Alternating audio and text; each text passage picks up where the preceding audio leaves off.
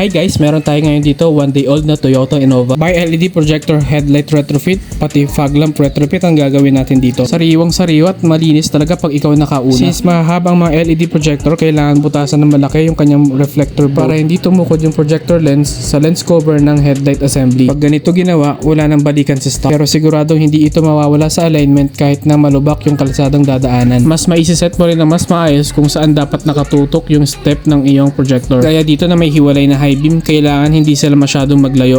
Ito na siya nung naibalik ko yung lens cover. Pati yung mga wirings nga pala niyan, plug and play, walang splice. LED bulb na nga rin pala nakalagay sa high beam niya. 65 watts, 5000 Kelvin. Yung S3 projectors naman natin, 51 watts, 6000 Kelvin, 3 inches. Sa fog lamps naman, 3000 Kelvin ilalagay natin. OEM, pati mga tornilong gagamitin natin dito. 45 watts, blue lens din syempre yan para mag-match sa ating headlights. 3000 Kelvin para may laban sa fogs pag umaakyat ng Baguio. Pati park light nga pala, kung napansin nyo, pinalitan na rin natin yan ng amber na LED. XE variant ito, kaya kailangan maglagay ng hiwalay na harness para sa kanyang projector fog lamps. Ay kasama na rin siyang switch. Saktong-sakto na yung tutok na ating LED na high beam. Magana din yung high beam na ating projector headlights, pati na rin yung ating projector fog lamps. Simple lang pero napaka-functional ng mga upgrades nilagay natin dito sa Innovang ito. Tignan nyo na lang tong headlight niya, napakalinis tignan.